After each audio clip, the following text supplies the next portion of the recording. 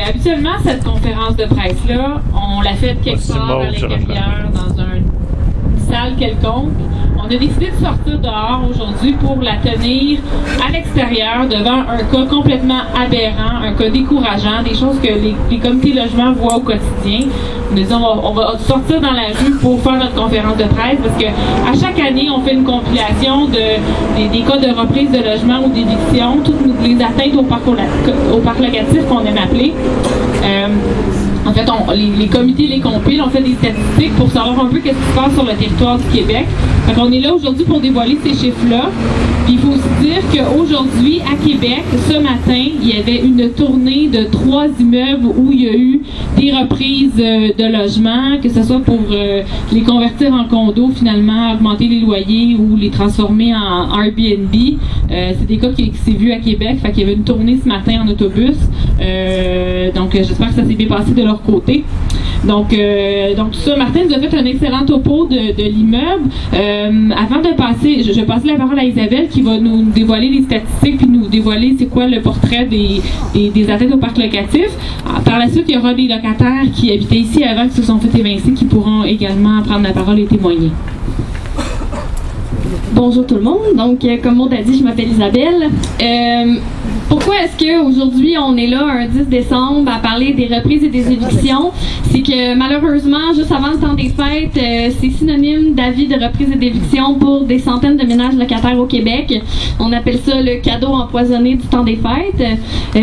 Donc, en fait, on voulait rappeler que les locataires ont quand même des droits dans ce genre de situation-là, c'est-à-dire le droit de contester l'avis. Malheureusement, il y a encore le mythe très répandu que le propriétaire peut vous expulser n'importe quand, n'importe comment. Bon, on l'a vu, il y a des immenses lacunes, mais on peut quand même minimalement contester l'avis. Ce qui arrive aussi, c'est que avec le temps, là, les propriétaires trouvent le moyen en fait de contourner aussi les lois ou en tout cas d'utiliser les différents articles de loi pour faire leur chemin puis aller directement vers maximiser leur profit dans le fond. Donc c'est une manne pour les spéculateurs qui veulent arriver, vider un logement, relouer plus cher. Donc c'est tout ça qu'on dénonce aujourd'hui. Puis en fait, ce qu'on dénonce surtout, c'est que la Régie du logement puis les municipalités le voient, on descend de cloche de ça, mais ils en font pas vraiment un cas. Ils disent que en fait c'est ça, les locataires ont des droits, ils ont juste à les utiliser puis ils n'ont pas besoin d'être inquiets outre mesure. Fait qu'en fait, en ce moment, dans le cas des reprises de logement, peut-être que vous savez, mais en ce moment, c'est permis pour un propriétaire d'expulser son locataire s'il veut prendre un logement pour lui ou pour quelqu'un de sa famille directe ou encore pour qu'il y ait un soutien financier. Et sinon, la Régie peut aussi accorder l'éviction pour agrandissement, subdivision ou changement d'affectation. C'est de ça que Martin parlait. Mais véritablement, c'est ça. Qu'est-ce qu'on voit, c'est que la bonne foi et les réelles intentions des propriétaires sont pas vraiment vérifiées. Donc, ça laisse la place à toutes sortes de tentatives spéculatives. Comme par exemple, dans les cas de reprise de logement, ce qu'on peut voir aussi, c'est que les antécédents sont pas vérifiés. Tu sais, un propriétaire, à travers les années, peut reprendre différents logements pour son fils, admettons, puis c'est pas nécessairement vérifié de si c'était quoi, en fait, ses antécédents. Puis dans les cas d'éviction, comme on parlait, juste une demande de permis, des fois, à la municipalité, ça peut servir de preuve pour une éviction. La santé financière du propriétaire n'est pas toujours vérifiée dans les audiences. Donc, pour les propriétaires, c'est facile. Tu achètes un immeuble, tu le vides de tes locataires, tu peux faire un retour sur investissement très rapide en relouant plus cher. Pour les locataires, ça veut dire quoi?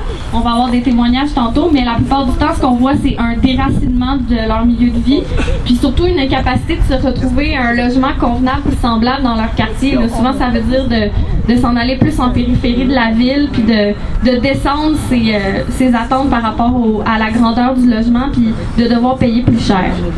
Donc, qu'est-ce que notre compilation annuelle nous a dit au niveau des atteintes du parc locatif?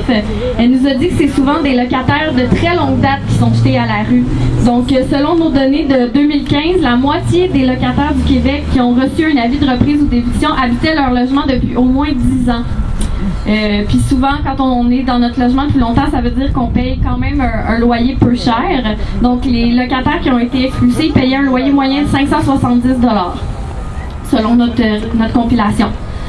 Pressés de réaliser des profits astronomiques, c'est surtout les nouveaux propriétaires aussi qui expulsent leurs locataires. Donc, dans notre compilation, près du quart des proprios possédaient leur immeuble depuis quelques mois seulement, quand même. Le quart des proprios qui étaient même pas là depuis 1 an.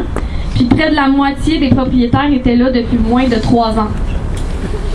Donc, en ce moment, ben, vous savez, on est devant un immeuble où des locataires ont été évincés. On voulait particulièrement attirer l'attention aujourd'hui sur le phénomène de l'éviction parce que, contrairement à la reprise du logement qui peut être utilisée par des propriétaires individuels, l'éviction, elle peut aussi être utilisée par des compagnies et des promoteurs qui n'ont pas accès au droit à la reprise de logement. Fait que ça peut devenir un phénomène assez important puis inquiétant, puis c'est en train de le devenir, on le voit. C'est pour ça, en fait, qu'on essaie de documenter des cas de manière plus substantielle parce que on a besoin de ça dans notre travail de mobilisation puis de représentation pour mettre ça sous le nez des gens qu'on va rencontrer pour leur dire il faut absolument changer la législation puis la réglementation. On est rendu là. Parce que les évictions sont trop faciles à obtenir. La Régie du logement vérifie jamais si les travaux ont été faits ou pas. Les intentions des propriétaires sont pas questionnées, tout ça se déroule en un clin d'œil, puis ça implique au final tout un fardeau pour les locataires.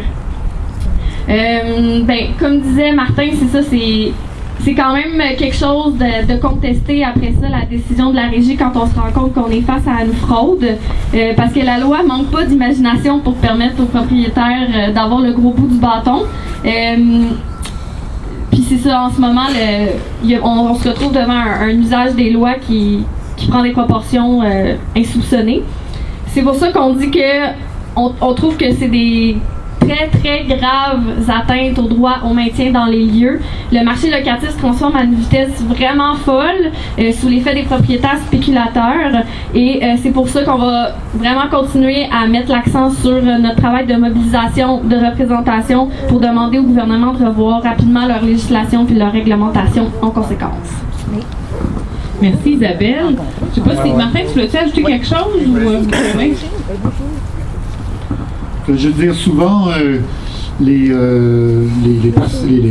ministres, les élus qu'on rencontre nous disent c'est des cas de fraude, ça, mais combien qu'il y en a réellement? Il y a une chose qui est claire, OK? C'est que ce qu'on voit en tant que locataire, c'est que c'est facile pour les propriétaires d'obtenir l'éviction des locataires.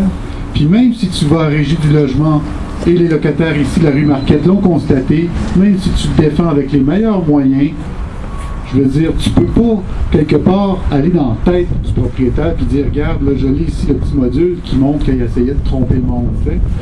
Tu peux pas faire ça. C'est-à-dire que les locataires se retrouvent vraiment devant un rapport de force complètement inégal et craignent toujours de se faire mettre dehors. Les personnes aînées qu'on rencontre n'ont qu'une peur, c'est qu'un nouveau propriétaire achète le bloc parce qu'ils savent qu'est-ce qui leur prend au bout du nez si jamais il y a un nouveau propriétaire. Ils ne sont pas dans le plan d'affaires du nouveau propriétaire. Ça ne marche pas, ils ne représentent pas du potentiel pour le nouveau propriétaire. Donc c'est un rapport de force totalement inégal, les reprises et les évictions, qui fait en sorte que les locataires acceptent des hausses abusives, des conditions de logement dégueulasses. Ils acceptent que le propriétaire fasse la loi parce qu'ils sont prêts finalement un peu à tout pour rester dans le logement et rester dans leur quartier. Fait que je voulais simplement dire, c'est pas juste un immeuble et les fraudes qu'on réussit à traquer nous autres, plus les fraudes qu'on réussit pas à traquer qui est le problème. C'est toute la loi au complet qui donne énormément de rapports de force aux propriétaires. Oui. Ces personnes qui restaient ici, les locataires, c'est des personnes qui font vivre le quartier, qui permettent une vie dans notre quartier. Alors je me demande pourquoi le maire n'est pas ici présent pour écouter qu'est-ce qui se passe ici, parce que c'est nous, il fait partie, lui, le maire, c'est nous, là, on va l'élire, lui, là. Il devrait être là parce qu'il vient de perdre des personnes qui faisaient vivre son quartier. Je ne veux pas trop prendre de mon temps, mais la personne me demande, où est le maire de l'arrondissement? On est allé à l'arrondissement et puis les locataires vont vous en parler de leur expérience. Mais je suis allé il n'y a pas longtemps pour une locataire, elle, qui restait dans son immeuble depuis 34 ans, OK? Et qui se faisait reprendre elle restait dans un triplex et les 3 locataires ont été mis dehors pour faire un cottage, de faire une mini-familiale avec le triplex.